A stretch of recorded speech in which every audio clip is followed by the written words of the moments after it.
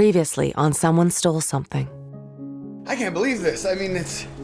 Every time I go down there, there is more chairs. Right. They're all in good condition, too. They're nice. They're not yours? No, No, I mean, we're not just going to take any chairs here. We're looking for our chairs. We're not shopping for chairs. Yeah, we're not going to steal other people's chairs. No one's using them, though. Just... No, but Yeah, I but there's don't think we somebody's. go to a lake to shop for chairs. No, and also those Go to a belong to store. somebody. They're just not ours. Wow, okay. It's dark already and I'm getting tired. I pull out of the parking lot and bam, right in front of me is a man standing in the middle of the road. I slam on my brakes and see it's the old stranger from the bar. He's now walking towards me and I quickly start recording. I'm getting good at this. A tap on my driver's side window.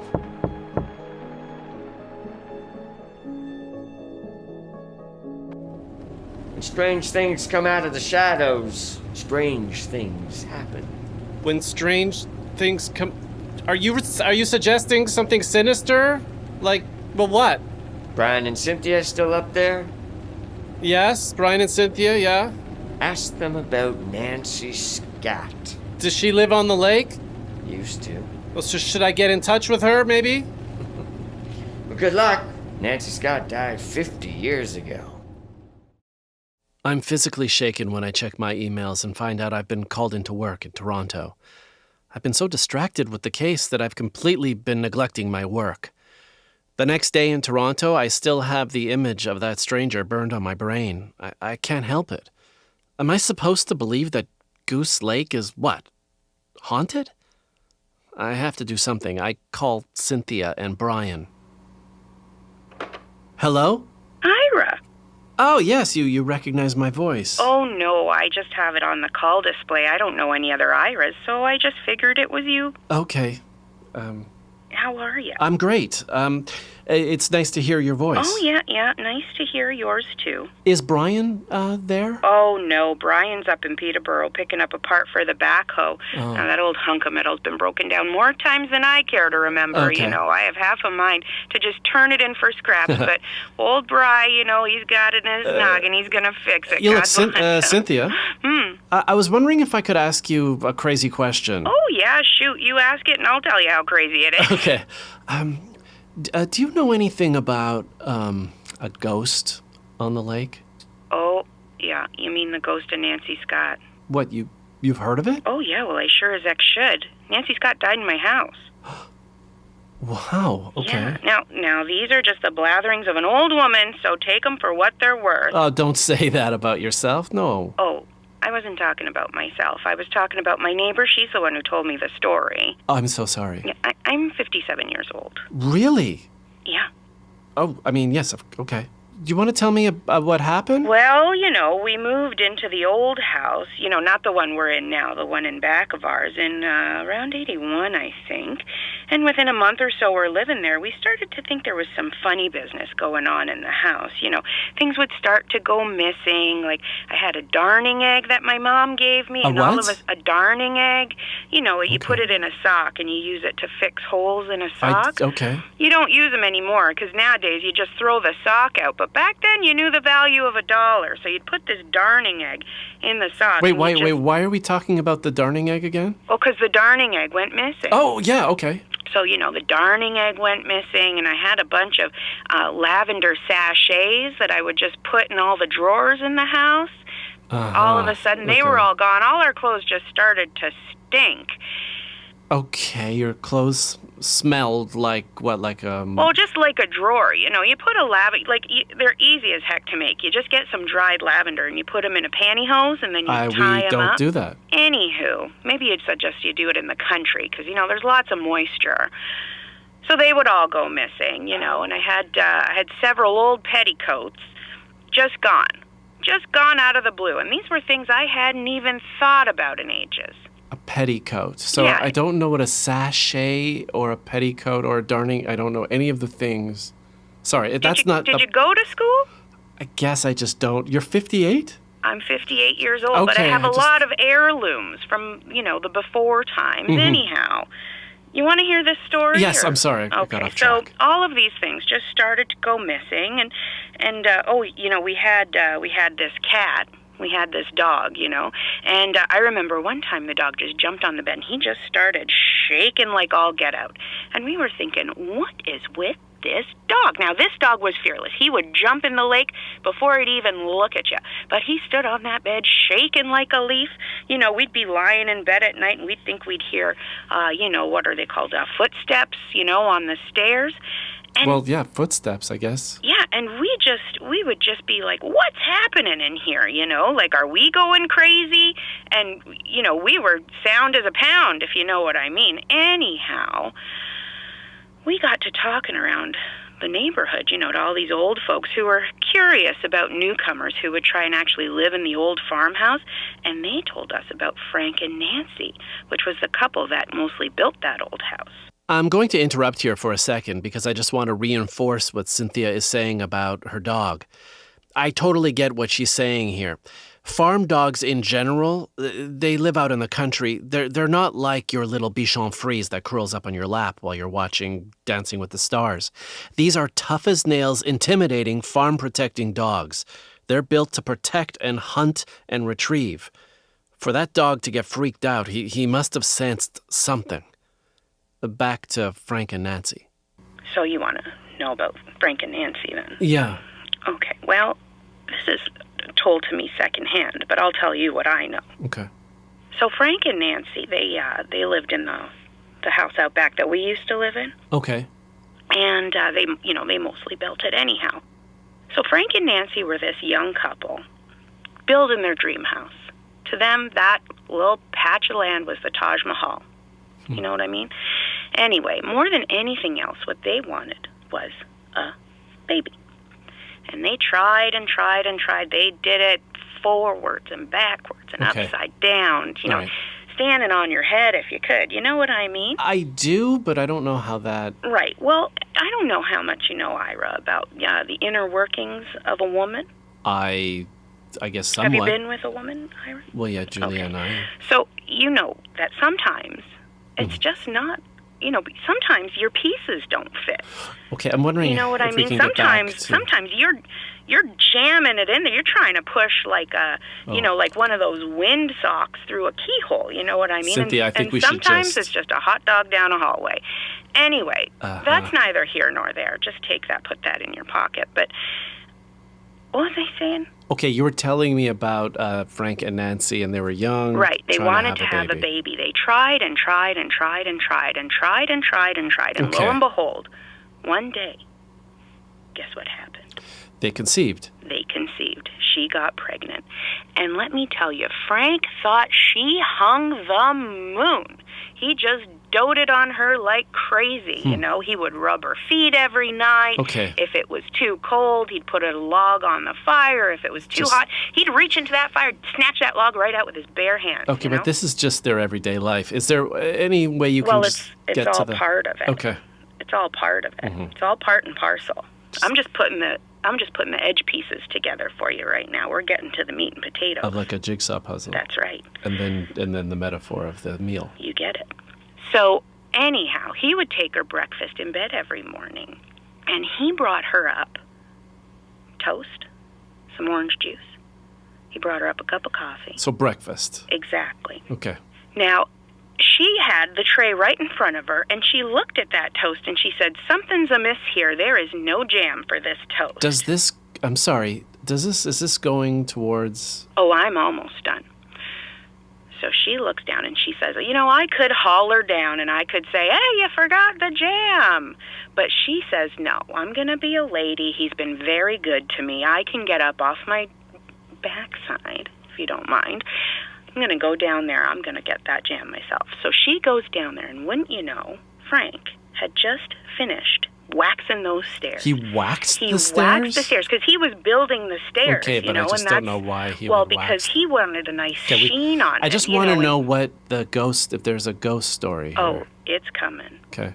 So they would wax the stairs because they wanted a nice sheen on it. People cared about those things in those days. Okay. She did not know. He wasn't expecting her to come down those stairs. She comes down the stairs, and let me tell you, she went flying like a Red Ryder BB gun, just pew, right down those stairs. Okay. And she fell Sure. Okay. And So that's how Frank comes running out of the kitchen, and guess what? that's how Nancy passed away. No. Okay. Not even a scratch on her. Oh. She got up, she felt her, Okay. She felt around. How and does this then factor into the ghost story? Oh, well, then what happened was they figured out everything was going to be fine. Frank trots up those stairs, brings down that breakfast tray, says, I see what's wrong here. Let me get you some jam. She says, you know what? It's fine. We've had a long morning. I just want to put something in my stomach. Gosh, I have to go. Let me tell you, she eats that toast dry, chokes on it. That's what kills her. Oh. Yeah. Okay, so she had just stayed in bed and had the jam toast. She wouldn't have died. Well, there was no jam up there. Did I not mention that? So he would bring but her it would breakfast have. It would have been. Don't You tell me never that know. again. Don't tell me that again. You never know. So anyway, he's looking down at her, and he's cradling her, and she's turning blue, and he doesn't know what to do. I don't even know if they had the Heimlich maneuver back then. Did you know Potsy from Happy Days, his grandfather invented the Heimlich maneuver? The character's grandfather? Anson Williams, the actor who played Potsy on Happy Days. You check it. I have to Look go. that up on your phone. I'm not going to do that. Let me tell you. Anyway, so he's cradling her in his arms. He's saying, don't go, don't go. And she looks up at him with those big eyes. And she says, I'll always be here for you. I'll never leave you. And then croaks. Wow. Thank you so much for that 4.5 hour conversation. I tell you, I got a lot of time up here. The cable's out. I'll admit that most of what Cynthia said to me was complete nonsense. But there's something about it that made me believe that there's something in the ghost of Nancy Scott. And maybe there's some kind of connection between Nancy Scott and the lost chairs. I'd have to wait 2.5 hours to find out, because that's how long it would take to drive back to Goose Lake without traffic and not stopping. As I hit the 115, I get to that territory where a tedious drive turns into a far more scenic one. Flat and straight suburban sprawl turns into the rocky Precambrian shield of the North Kawarthas. The roads zigzag around unblastable topography. Outside Peterborough towards Burley Falls, a pocket devoid of a single Tim Hortons. Perhaps the odd coffee time like the one I pass on the corner of Highway 28. I remember Julia and I would joke about this coffee time whenever we passed it, about how desperate we'd need to be to stop there, and that if we ever got into organized crime, that a coffee time might be the perfect spot to launder our money. It was a long thing. Anyway, as I continue up 28, I decide to give Julia a call, see what she's up to. Hi, it's me. Yeah, I know, Ira. Oh, okay. I just wanted to let you know that I'm all right. And I guess I just wanted to see if you were too. Yeah, I'm fine. Thanks. I'm headed back to the cottage tonight. Yeah, I see that. Oh, you. Yeah, I'm not the finding Find Friends app. thing, yeah. Yeah. Always creeps me out a bit. I just like to know where you are, okay? So, why the cottage? Why? Yeah. I better not tell you. Just tell me. Come on, we tell each other everything, remember? Okay, I'm checking out the ghosts of Frank and Nancy Scott, who may or may not be haunting the old farmhouse behind Brian and Cynthia's. Okay, and why would you be doing that? Well, I just thought there might be a connection, between a ghost and our missing chairs. Oh my God, can you let it go? I can't, okay? Please. Come and meet me. We'll face this together. No. Let's finish this together. I can't, Ira, okay? I just can't. Hello? I'm still here. Oh, Well, I'm gonna hang up now. okay. But I can't, okay? Hello? No, I'm still here. Okay. I'm gonna say goodbye. Like, I'm gonna... Bye. Just say bye. Goodbye. But I still can't, okay? I've arrived at Brian and Cynthia's. In order to get to the abandoned farmhouse, I need to drive a couple of clicks up the old forest access road. I left the car on the main road because although it's stopped raining, it has started to snow, and I'm not sure how slippery things are going to get back there. Getting out of the car, I realize I am grossly unprepared for this. I do not have anything. It's getting pretty chilly, and I don't have a winter jacket or a flashlight. And now I'm standing in front of what is a dangerous abandoned farmhouse in the middle of nowhere. Smart thinking. By the looks of it, this thing could fall over at any moment. Cynthia wasn't exaggerating. Luckily, I have my phone, which has a whopping 9% battery left. I'll use the flashlight on my phone until it runs out. You can do this. Do not freak out. I'm approaching what would have been the front door of the house.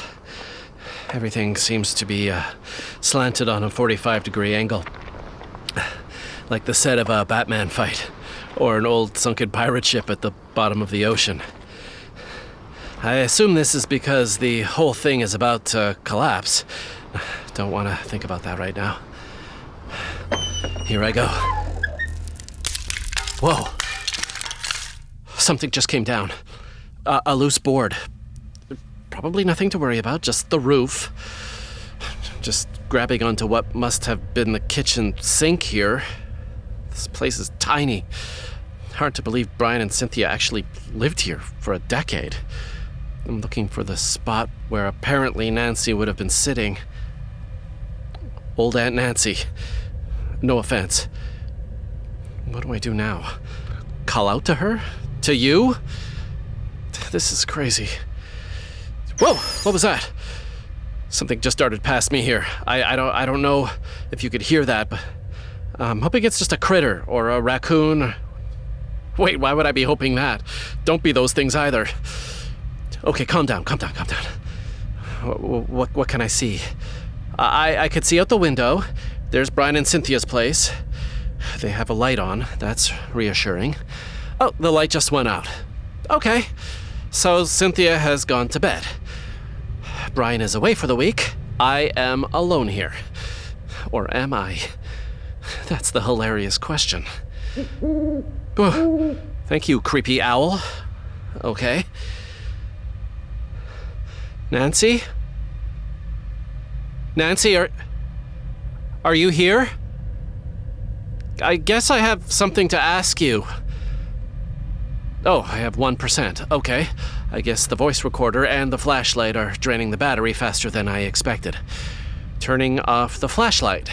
Starting to question my priorities. Okay, I hope this is recording. Nancy, I have... Whoa! Wait! Help! Help!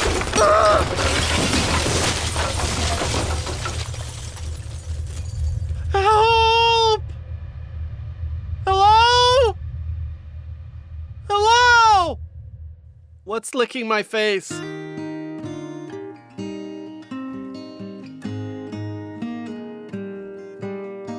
When I was on my knees, singing my worried song, 'cause you died. Someone Stole Something is produced, written, and performed by Naomi Snieckus and Matt Baram, with help from Leo Hicks, Spencer Hall, and the whole team at Apollo Studios in Toronto. Thanks in this episode to Jen Caruana. Special thanks to Ron Sexsmith. Go to baramandsnieckus.com to listen to all of our podcasts, including the Baram and Snieckus podcast, and for all of our upcoming live dates.